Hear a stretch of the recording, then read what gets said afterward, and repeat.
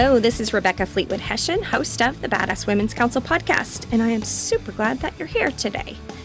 Have you ever read a blog post or looked at a caption on Instagram and just immediately felt connected to someone that you had absolutely never met before? Well, that's what happened with our guest today. When I read her website, her social media, I just felt like, oh my gosh, we are kindred spirits. Her name is Darrah Brustein, and she's going to talk to us today about a variety of topics. But one of the things I want to really highlight before we jump in today is you likely have seen the graphic with her picture with Deepak Chopra in a masterclass that she's doing, which just is an amazing thing that she's providing for you all, should you choose to jump over to her website and participate. But what she talks about today is the common everyday journey that she's been on that's gotten her to that point. And I just believe that's important for us to continue to share that story, that we all have failures and we have challenges and bad stuff that's happened. And to get where we ultimately want to be, to achieve things that are important to us, we have to recognize that every time we look at someone online and we see their great picture and we see their great work, that there is a whole backstory that exists before they got to that point. And there will continue to be a backstory of challenges and frustrations in order to do great work. So I am so glad you're here. I know you're going to get a ton of practical, tactical takeaways from Darrah. So let's get started.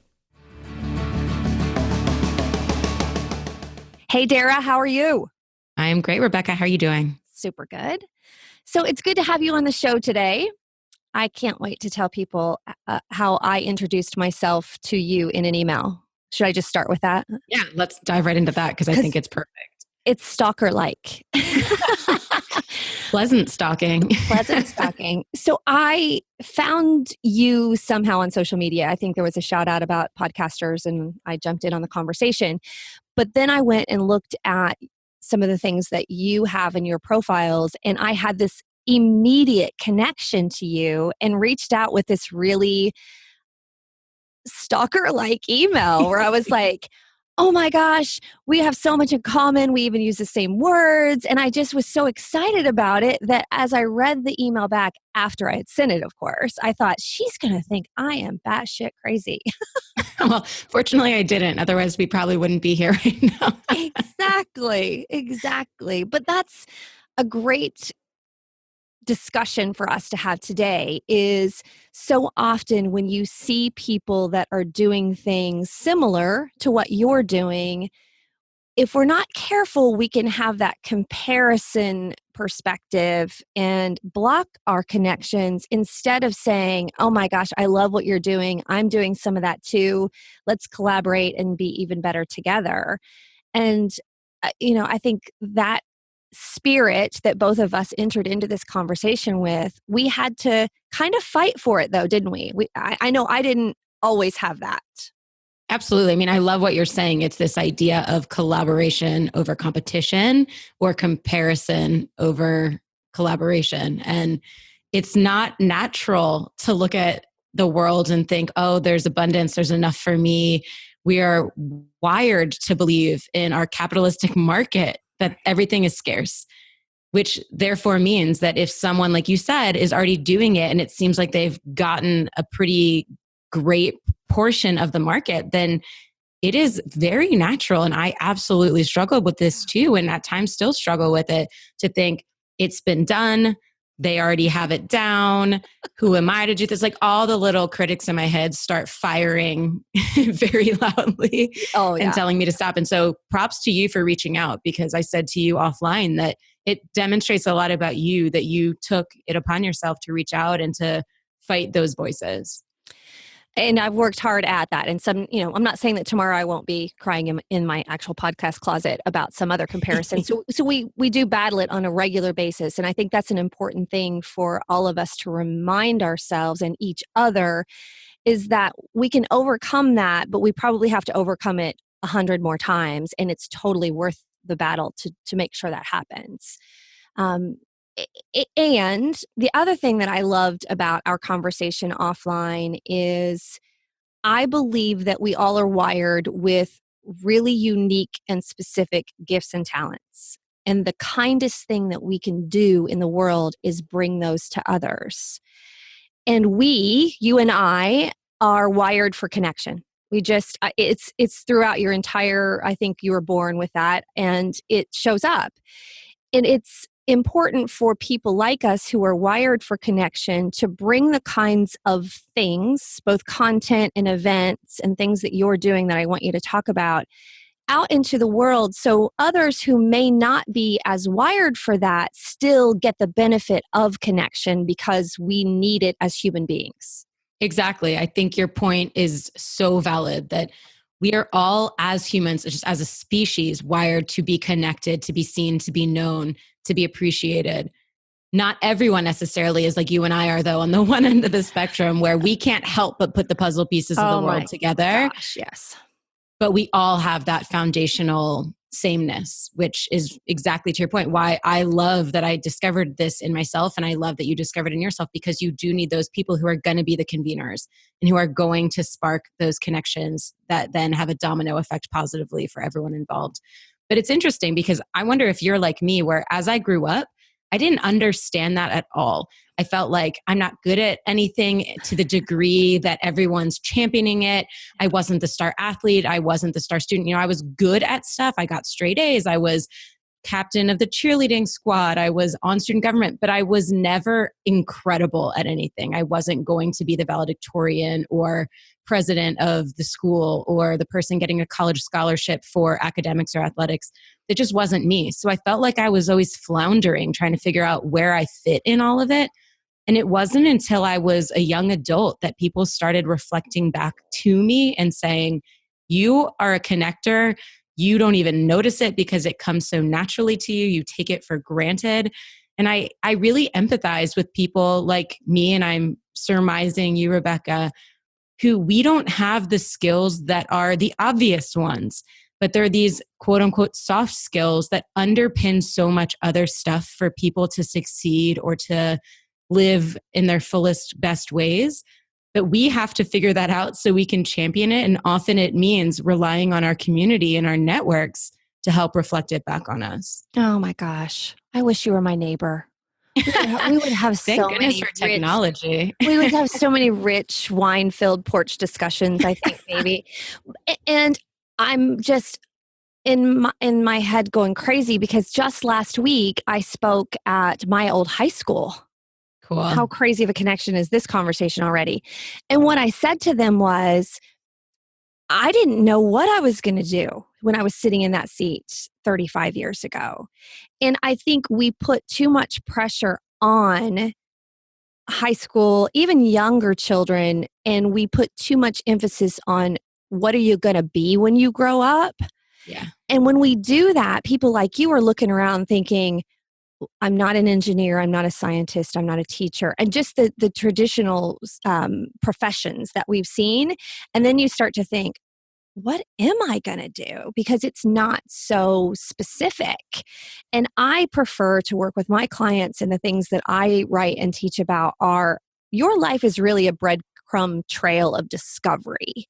And each time you discover a new gift or talent, it's another piece of that overall journey. And it is like putting the pieces of a puzzle together. I just had an experience not so long ago where I was looking at my vision board. And I just turned 53 this week. I mean, I'm still discovering. Can we just stop there? Holy shit. Like, you look amazing. Well, thanks, girl. Do go on. Wow. When you said 35 years, I'm like doing the math in my head. I'm like, no, she must have been mistaken. Well, thank you. And I think I do feel good about how I look at 53. And part of that, I believe, is that I am living in joy and the way that I'm wired intentionally. And when you do that, you have less stress in your life. And when you have less stress, your body doesn't take a hit. I think that's a big part of it. But anyway, I digress while you tell me how wonderful I look at 53. Thank you.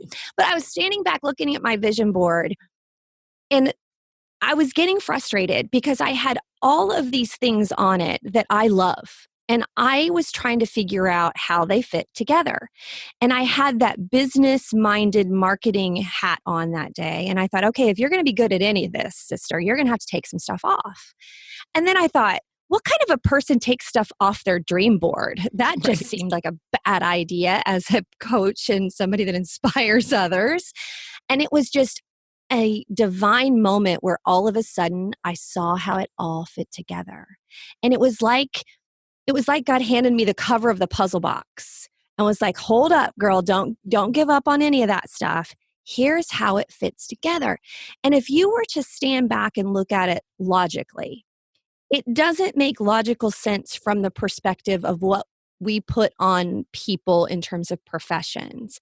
But now when I see it through the lens of I have been picking up those clues and breadcrumbs along the way this whole 53 years that now show me how absolutely all of that goes together, from retreat centers that I'm going to be building, which is part of that love of design and refurbishing homes, to the connection and the speaking. And all of a sudden I'm like, oh, it's not separate. It's fabulous. So I get love excited. All of that and absolutely relate to it. And I never put mine on a vision board of this is what I love, but I would take notes and Evernotes and journals for months at a time when I would find myself in these reiterating moments of how am I going to invent or reinvent myself in my career? And I would say the same thing. I'm like, I started my career in fashion. I'm a black and white photographer. I love to write. I love to teach. I love improvisational conversation. I'm deeply curious. I'm a lifelong learner. I love to travel. And I'm thinking, what the hell? Like, this doesn't make any sense. But weirdly, it's all, like you said, kind of amalgamated and come together into this thing I've called my career.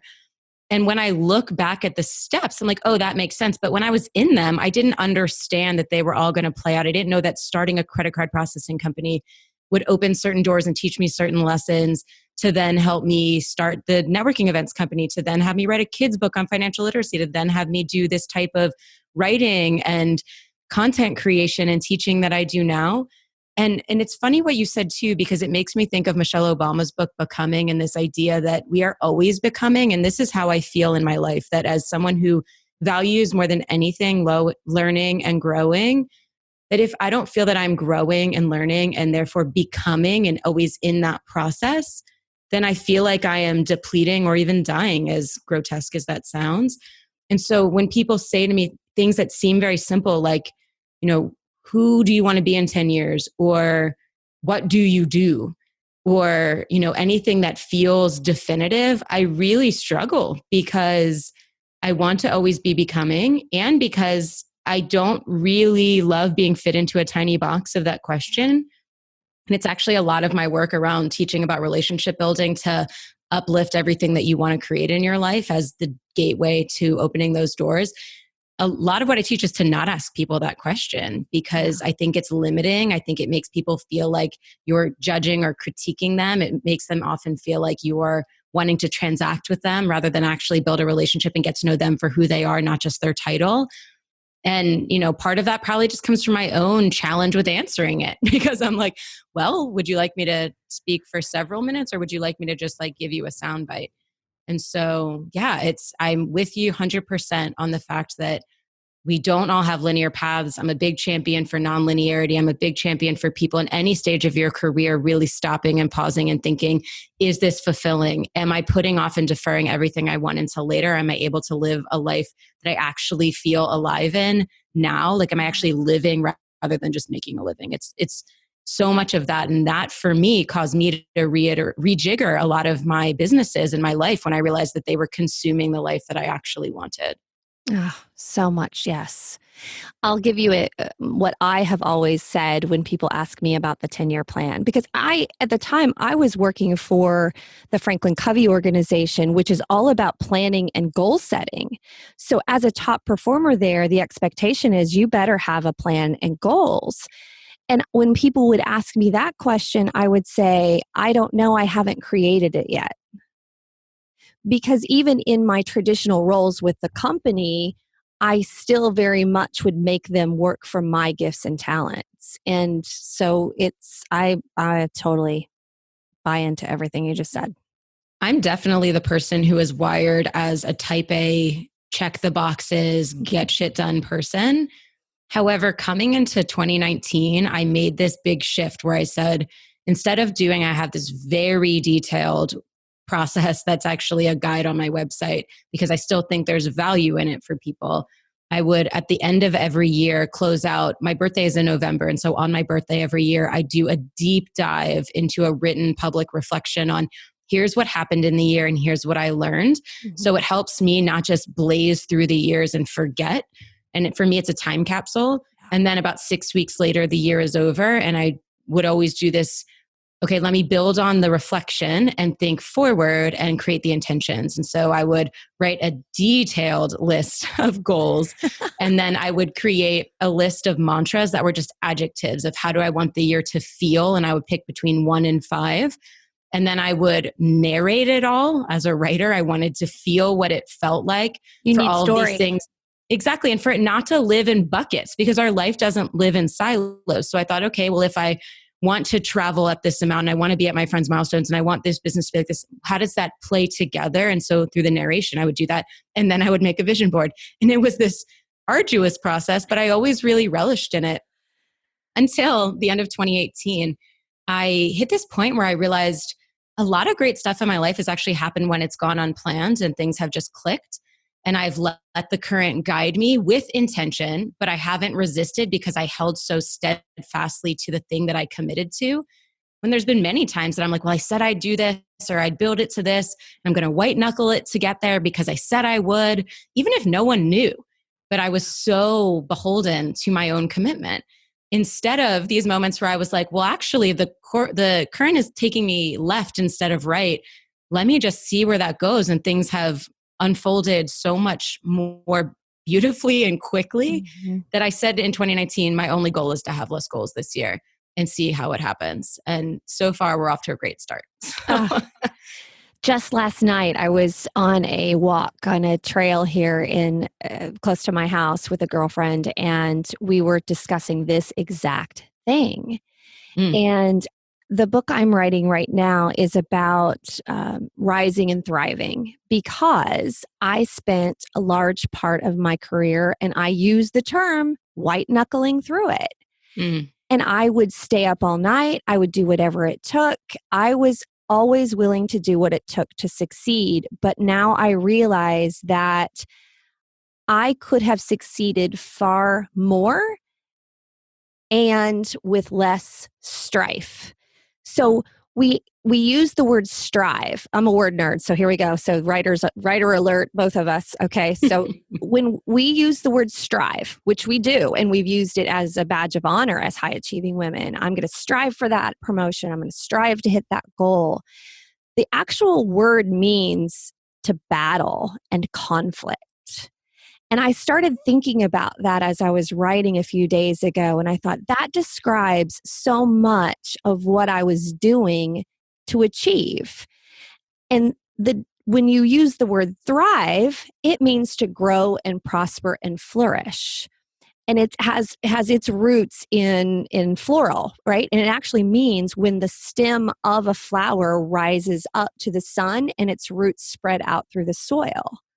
And you start to see the difference in those two things, and you think, I can grow and prosper and not have to white knuckle it, because when I let things happen with and for me, it is such a better feeling and a great outcome as well. Totally. And there's so much conditioning that has taught us that unless you're burning out and you're hustling and you're grinding and you're getting 3 hours of sleep, that this busyness badge of honor is the thing to strive for. And it's ironic because it makes people uncomfortable. You know, when I made a commitment that I was going to test, I didn't even say I'm going to totally get off that wagon, but I said I'm going to test it. And the first thing for me was I'm going to stop answering emails at a certain time. There were literally times in the credit card processing company where I'd have clients who were nightclubs and they would email me at 2 a.m. and I would answer. I would be half asleep. I would pick up my phone. I would check it. And that's not doing me or them any favors. It's ridiculous. I mean, I had 24-hour customer support for them available so that I didn't have to do that, but I felt like it was my obligation. And so I started testing and saying, okay, what happens if I stop answering emails at given times? What happens if I don't open my computer one day a weekend? What happens if I take a 3-day trip and I just check my email in the morning and the evening?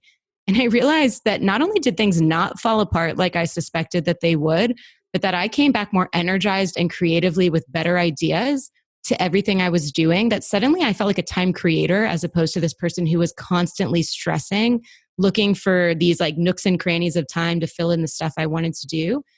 And it was completely counterintuitive, but I just kept leaning into it and being like, well, if I can take a weekend trip, then maybe I can take a 5-day trip or a 10-day trip, or now I travel 60% of the time and I just work wherever I am. And these were things that people were like, no, there's no way your stuff's going to fall apart. You're not going to have any money. It's like they were just projecting all of their fears on me. And it's the fears that were holding me in it in the first place. Yep. Once I started doing it, that's actually what catalyzed me doing the work I do now. Because people kept saying, how do you live this life that you're living?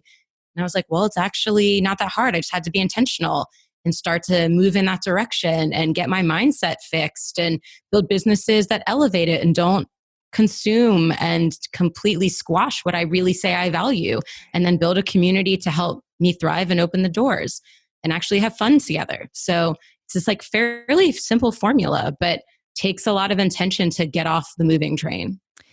It is simple and intentional and counterintuitive, but only for a little bit, I found. Because once you enjoy the benefits of it, then all of a sudden you're like, oh, give me more of that. And Yes. I love what you said about, because you're not white knuckling it and striving, now your connections, your creativity, and your solutions are all better. And that's 100%. how we get really good results, not just for us, but for our clients. Yeah, totally. I feel like the analogy is so tired, but the whole like put the mask on yourself before other people thing is so true, that I was burning myself out to the point where it's like I was doing no good to the people in my life. I was doing no good to my clients because I was just like a bundle of reactivity, whether that was like stress or emotion or just nothing felt proactive. I was playing defense in my own life. Like that's a shitty place to be. Yeah, and you think about how a leader that is doing that shows up for their team and their company. I was teaching a class yesterday and I had a room full of leaders, and we were talking about what that does to the team when you are the one that's just constantly burnt out and you're not doing them any favors. No, not at all. I mean, one of the things that is popping in my mind, and it's not completely linear to what we're talking about, but hey, we talked about nonlinearity. So, but it feels worth sharing, is this thing that I came to recognize that really helped me in the moments when I wanted to take some of these new movements in a different direction. I wouldn't even call them leaps, because I was never like intentionally jumping off a cliff. Like I got pushed into entrepreneurship because I got laid off 3 times in 3 years. And I knew I wanted to have a business. And I was like, well, hell, I might as well do it now. So it wasn't even a leap. It was like, okay, that seems like a reasonable next step. And there was never a moment where I felt like I took some massive leap. So I want to be careful around that language.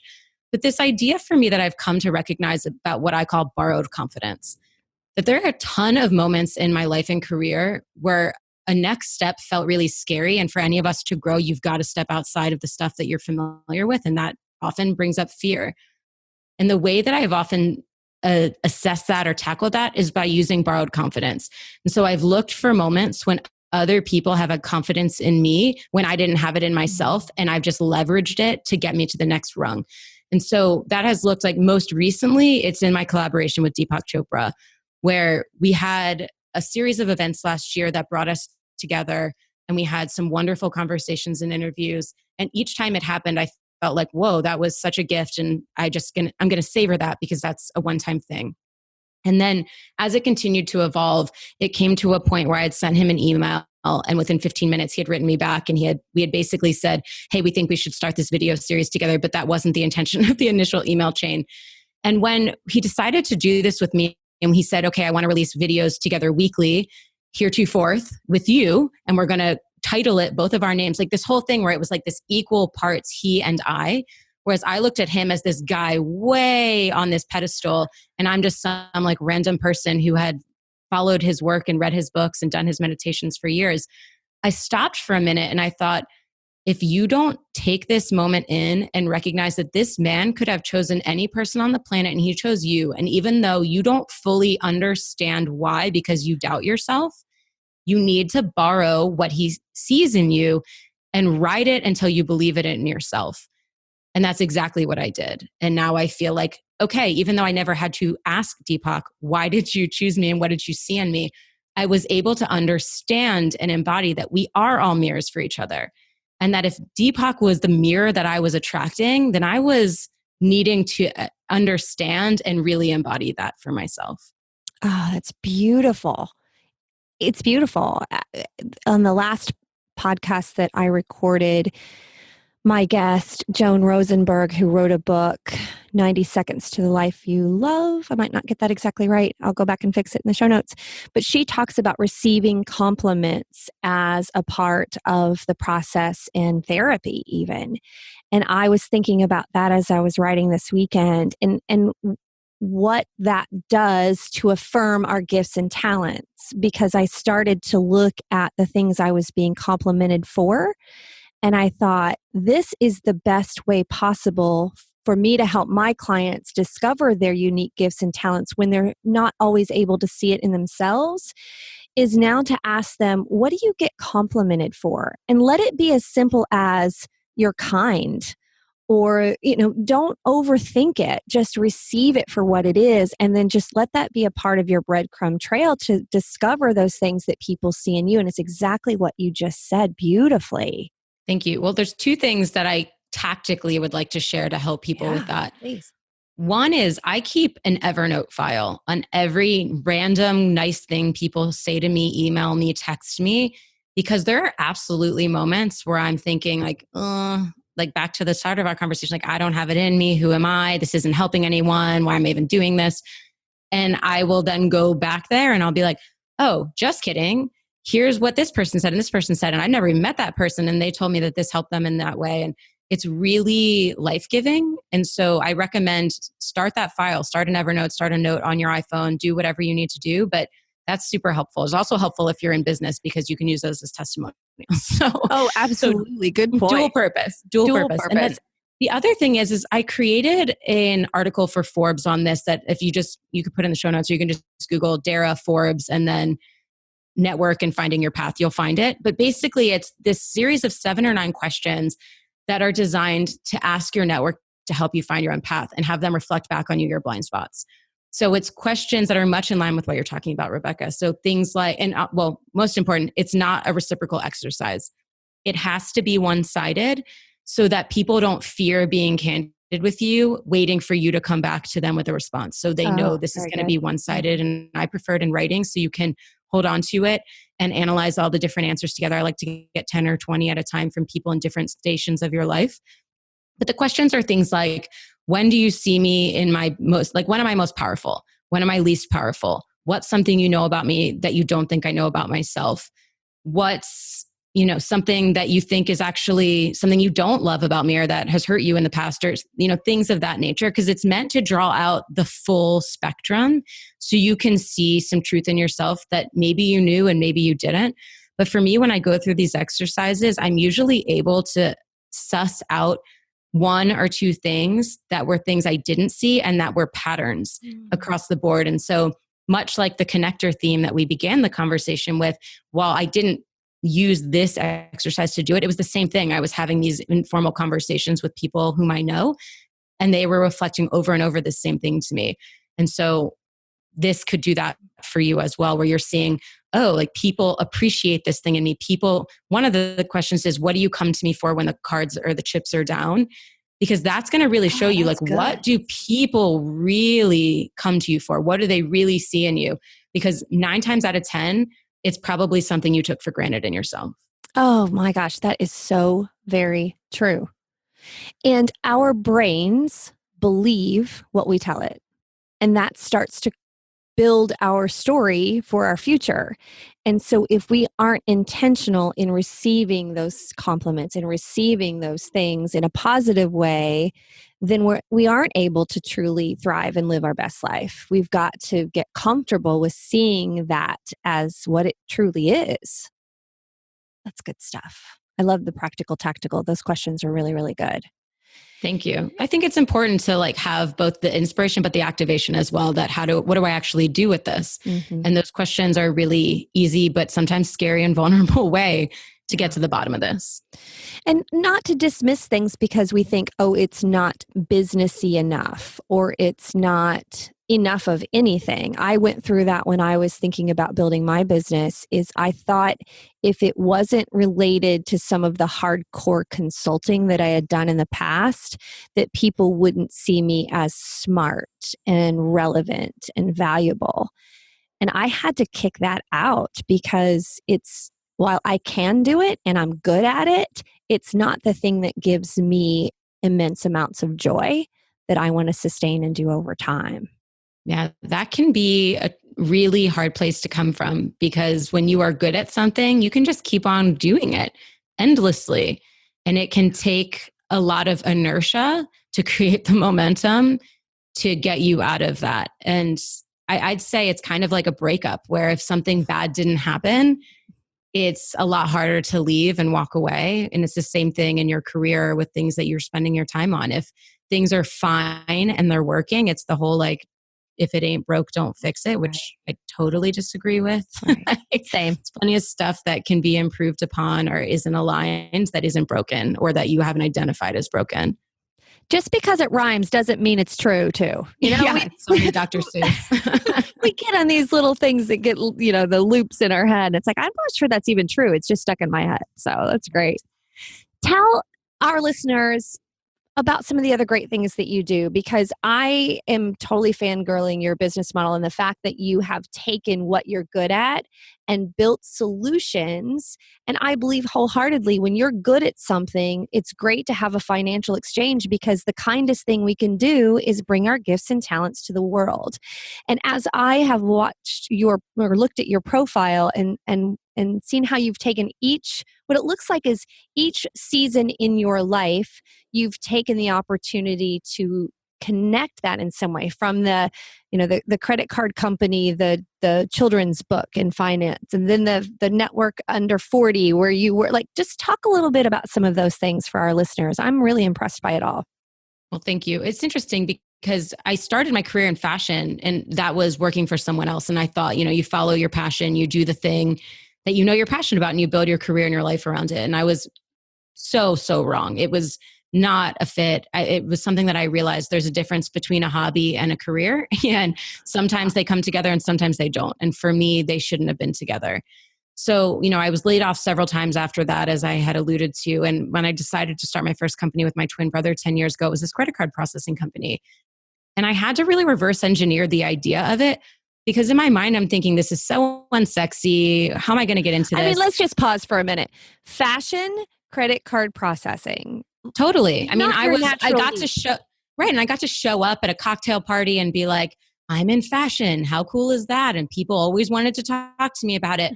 Then you show up at a cocktail party and you're like, I'm in merchant services. And people are like, come again?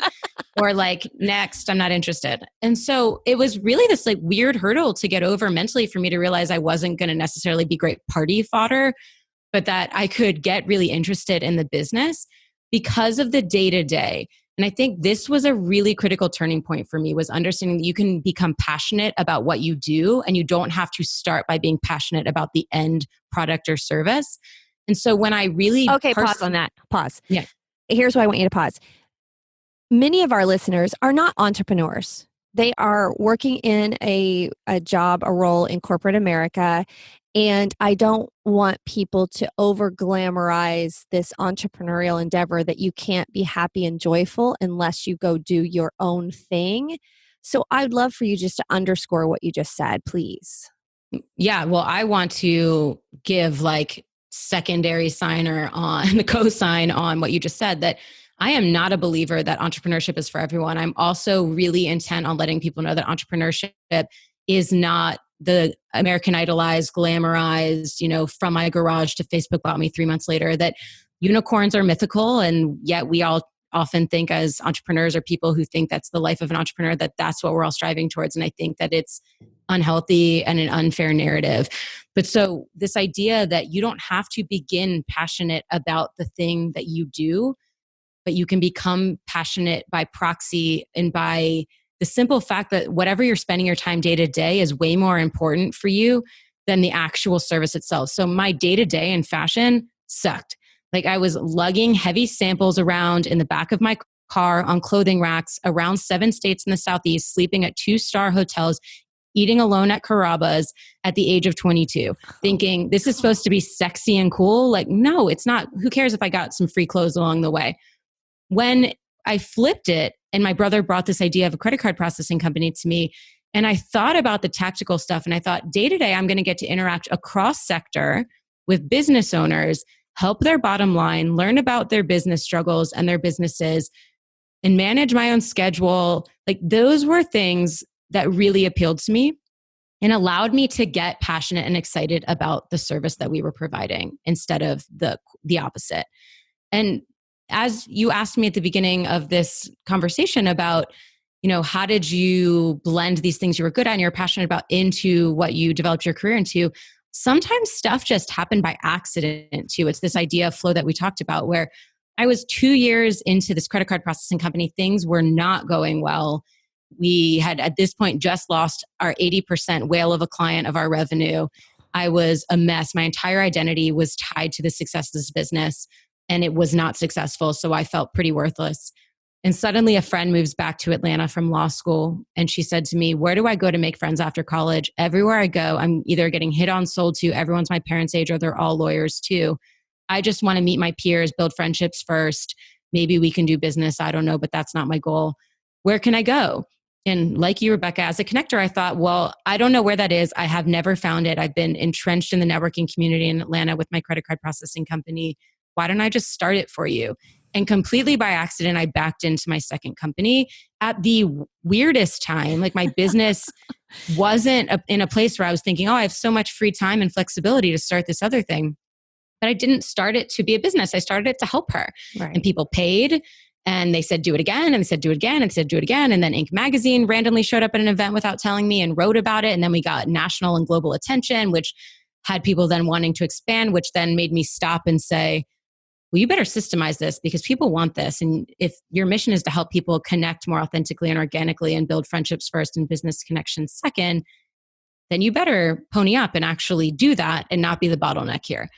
So I say that to say that I got lucky because one, I was open and I was paying attention and I was willing to be helpful, but also because I was the real archetype of the adage that do what you love and the money will come. Mm-hmm. And while we don't all have the ability at every stage of our life and our career to have the patience or the flexibility to wait for the money, if we have the desperation stench, as I like to call it, people feel that. It doesn't work. Things like we talked about the white knuckling, it's just not a healthy environment to create anything out of. However, I wasn't in a great financial place, but what actually happened by accident was I created this side gig that kicked off enough revenue for me to live some of the things that I wanted to do, like travel here and there, buy some books that I wanted to read, or go to people's weddings that mattered to me that I couldn't do before that. And suddenly I realized, whoa, by not just focusing 100% on this thing and I'm looking around the periphery, I found this opportunity that helped me do the thing that I was greatest at, be of service to other people, and make money on the side. And it was this beautiful gift that I wasn't expecting. And what you said is that your gifts and talents, your connection, the things that you're good at, all of a sudden had value and relevance. Because a friend says to you, I need this, and you recognize, oh, I need it too. Let's just go build it. So when you take your gifts and talents, use them to serve others in a way that's valuable and relevant, that's how you get the money exchange in a way that feels good to your soul. That's Absolutely different than white knuckling it out for a project that you don't really care about so you can try and get a promotion that's just going to give you more of the strife that you're not really into anyway. This is a totally different mindset, and it does take intentionally opening yourself up to things that you might not have considered or planned for. And when you do that, it's beautiful. That's a perfect example. Similarly, the next step in my career was the exact same thing, that I graduated from college in 2006. So the market is right before the decline, which obviously I didn't know. Mm-hmm. I bought a house in 2007 because I had a restraining order against my landlord and I didn't want to have another one. And then I lost my job 3 months later. And then the recession went into full swing. And so I'm in this place where I'm watching the world around me crumble and I'm recognizing I was taught these lessons from childhood really proactively by my parents. And I assumed up until that moment that other people had as well. And that was just a part of their child rearing as well. Until that wasn't. And I thought, well, how can I help? So again, that's my lens. How can I help? Mm-hmm. And I thought, I love to write. I have these lessons. And there's a missing link in the market because no one's teaching kids how to do this. And when I researched, I learned that kids learn about money as early as age 3, but they're typically learning through bad behaviors and modeling. So I thought, why don't I intersect that? And I decided to write a book for 6 to 9-year-olds on the basics of financial literacy. And it was as simple as that. It wasn't even let me make a giant business plan. It was, here's a problem. I have skills and resources to be able to help. Just start figuring it out. And so I went on that journey as well. My mantra for that is find a gap and fill it. Totally. Yeah. I think that the caveat for me in that is find a gap and fill it with something that you actually enjoy doing. Oh, because I think there's, which I know you mean, but I think for some people, they think, oh, the cannabis industry is blowing up or crypto is blowing up or home flipping is blowing up in the positive way. And they think, let me interject myself there, but I'm not interested in it. I don't care. I know nothing about it. It just feels like the gold rush. And I think those are not necessarily the places and times to interject and fill. Agreed, wholeheartedly. In fact, my process is the first step is story, which is uncovering your story, unique gifts and talents, how that all works to thrive. And then the second step is money. And you can't go after money directly because if you violate your story going after money, that's how you end up feeling miserable and depressed about the whole thing. And even you can feel miserable and awful about it making a whole lot of money. It's not even about enough money. It's about how do you feel when you're making that money. And that's just an example of trying to cut and paste and carbon copy something else that's not necessarily your story. One of the things I found most freeing around those money ideas was when I was 23, I sat down and I listed out at the time, okay, 10 years from now, what could I dream that my life looks like? And once I did that, I put next to it dollar volumes next to what each thing costs, even if it's intangible. So at the time, it was things like get a cat, buy a hammock, be at all the milestones of the people that I care about, travel once a month domestically and once a year internationally. And the list went on. And so even things like be at the milestones, they don't necessarily have a tangible value. Sometimes they do, but you just guess. And so what this did for me was 2 things. 1, it really solidified for me what this life would cost. And 2, it took away this crazy number in my head that I need $100 million to live my fantasy life. When really at the time, it was $120,000 US. And that helps me realize that even though when I was 22, 23, I was making $37,000 a year, while that felt like a big chasm, it also felt surmountable. Mm-hmm. And it helped me then, because this was a couple years before I started my business. But when I started my business, it helped me really reverse engineer that too and say, okay, my average client is worth, this is a residual business. So it was $40 a month on average. How many of those do I need to get to $10,000 a month, which means $120,000 a year? And that made it really easy to start breaking it down and thinking, what actions do I need to take to start moving there and get there? And how far out is that? And so, I was 23, so that was age 33. I think at age 27, I hit it. And I was like, I'm financially free. I, at that point, had already hit a point where I residually had my income coming in to cover my base and my operating costs as a person. And then I hit the 10K a month mark and I was like, holy shit, I can live this life that I dreamed of. And now it's for me to decide, not everyone else. We're not keeping up with the Joneses and the Kardashians. It was for me to decide, is this what I still want? And does this still aid that and make that a reality? Or have things changed? And do I want to make more? And if so, why? Because it all comes down to the why. If you don't know why, then you're constantly chasing the pot of gold fruitlessly and you're never living the life in the first place. So you're completely running away from the happiness that you say you're chasing in the first place. Absolutely. The whole why thing is just, it's everywhere. Once you see it and experience it, you can't unsee it. And if I can get my clients to understand that piece of it, to be intentional about know what your why is, and then always ask why, even on your task list. Part of my process is that when you look at your task list for the week, ask yourself why you're doing those things. And if you can't come up with a reason that's reasonable, it shouldn't be on there. That's your stop doing list. That's habit that isn't necessarily serving you at all. Totally. It's easy to get into those habits and, like you said, in those patterns and think, well, I've been doing it or it served me in the past. I think it's important to question just about everything. Just try it on for yourself and make sure that it works. And that goes down all the way to those daily choices. Yeah. And I want to just make a connection really quickly because, that's what we do as connectors. So when someone logged on to this podcast, likely the graphic that I'll use is a picture of the work that you're doing with Deepak right now. It's amazing. I've had a chance to listen to a few bite-sized pieces of it. I can't wait to go deeper. Pardon the pun on the title. Yeah, I was going to say, good title pun. But if they saw you, a beautiful young woman sitting beside Deepak, they could think, oh, there's another one that's got it all together and I'm never going to measure up. And those are things that I've always aspired to do. And you just in the last 20 to 30 minutes have been able to showcase for all of us that wasn't an immediate jump from this golden era of education into this amazing opportunity. There's been failures, there's been challenges, there's been lawyers and landlords and sleeping in crappy hotels. And we have to keep reminding each other that the journey is not always fabulous.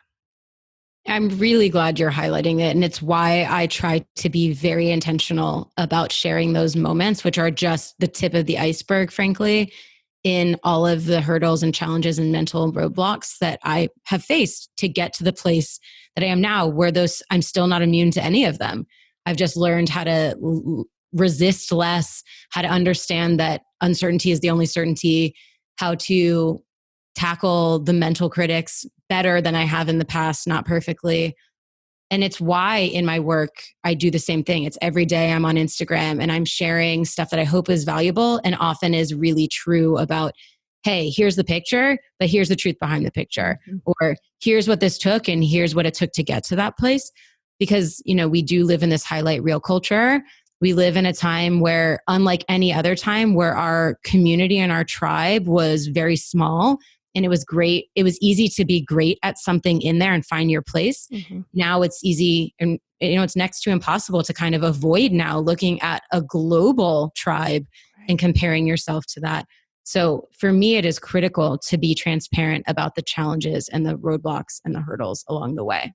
Yeah, amen. Same. Oftentimes I will open a keynote with a picture of the trailer, a mobile home that I grew up in on an acre of land on my grandfather's farm in the middle of Southeast Indiana. There is nothing glamorous about that, girl. There's tons of love and joy and amazing work ethic and lessons that I learned there that I am so grateful for. They're a huge part of my story. But as I'm standing on some amazing stage somewhere, I want to quickly say to people, this is not where I started. And I'm so grateful to be standing here today, but I want to be authentic about what the story is really about. Preach. So good. Good stuff. Good stuff. So as we wrap up, highlight a couple of things that you're most excited about that you're working on right now. I'm super excited about our course that helps people increase their income, impact, and influence by hosting their own networking events because of exactly what I shared, that it allows people to create this side gig to elevate what they're doing full-time and do all those things to make a side income, to increase their visibility in their market, and to help whoever that is that they're serving on a bigger scale. So I've taken it and broken it down into a blueprint that gives everything from email scripts to PDFs and, fill in the blank, 17 modules to help people do it from soup to nuts. And that I feel really great about because it's one of those things that we're constantly asked about of how do we do this for ourselves? And now people have a place to get it and help elevate the work that they're doing and bring people together to have real, true connection since we are craving it, as we talked about. Yeah. I'm also really excited about the Life by Design, Not by Default Virtual Summit, which is a 20 plus hour, 45 speaker online content series that has everyone from Deepak Chopra to Adam Grant and Jen Sincero, who wrote the You Are a Badass series, and 40 other incredible humans who are really tangibly breaking down for you. How do you define success for yourself and map out the life that you want? How do you build a career to integrate with and fund it rather than consume and overtake it? And how do you build a network to support you and your goals? And those are both on my website. They're at darrah.co, darrah.co, as well as a huge repertoire of free stuff.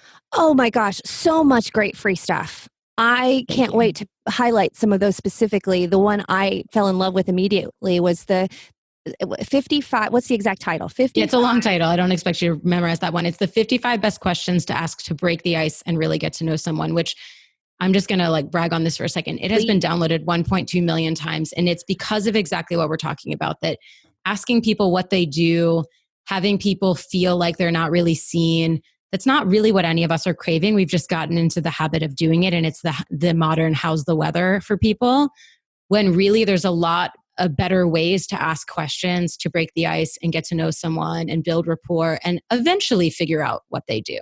Mm-hmm. I love it. And it's broken down into mild, medium, and hot in terms of how deep do you want to go. And it's just so useful. So kudos. I can see why it's been downloaded so many times. Thank you. Okay, I'm going to underscore one more time. I love this connection that we've made online. So it can be done. I love social media when it's used for good. And this is a perfect example that I didn't know you 2 weeks ago. And I already feel this just connection to you. And you're much younger than me, but we've done similar things. And as you know, I think age is a terrible way to measure life as well. That's a whole nother podcast we should do together. But just being able to say, you know what, there's lots of amazing people out there. Don't let the comparison trap stop you from reaching out and authentically connecting and asking for help or support, because I know there's tons that I can learn from you, and I'm so excited about it. Can I share really quickly a challenge for the audience? Yes, please. Cool. So for people who are looking to dive more into generously building a network and getting out and getting deeper into the relationships that they already have, I highly recommend taking a challenge that I accidentally created. A lot of things happen by accident, called Give It Forward. And it's something that happened when I had initially, and many times over since, had felt in a rut and wanted to get out of it. And I think the quickest way to get out of your own nonsense is to help other people. It's also the quickest way to be successful. Thank you, Adam Grant, for your book, Give and Take, that gives us the science behind that. But what happens is, for, in my eyes, 30 days, but you can do it as long or as briefly as you want. You go out intentionally into the world and offer to be a resource with no strings attached to one person a day. It doesn't make you a magical fairy. It doesn't mean that you have to make whatever they say come true, but it does mean that you have to try.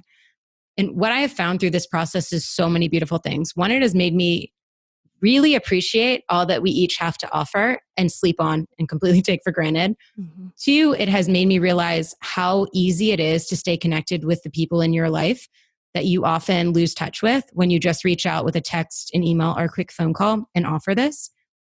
You go really deep, really fast.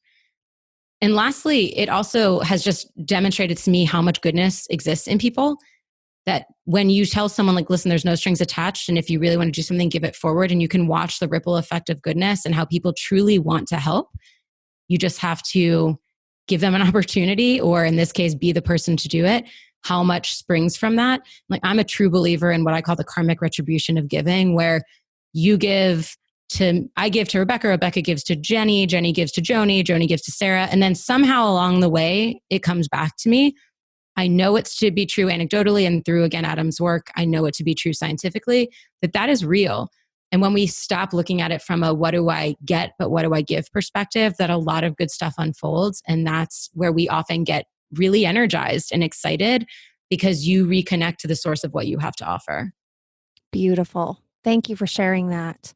And I know, like my children, I'm not supposed to have favorites, but this might be my favorite episode so far. Whoa. Yeah. Thanks so much for being here. I really do appreciate it. And I look forward to this as an ongoing relationship. I'm sure there's lots of fun stuff we can do in the future. Yeah, we are definitely kindred. Thank you so much for having me. You bet. and I'm not coming down. Inspiring as well as practical, tactical takeaways. And Darrah even did a little of my job for you, so she's given you a challenge. I don't even need to give you reflection questions today. So how about that? Your next step is to go to her website, darrah.co, darrah.co. And there you will find amazing free downloads as well as some inspiring programs that you'll definitely want to check out. Thanks so much for being here and make it a great day. I'm not coming down.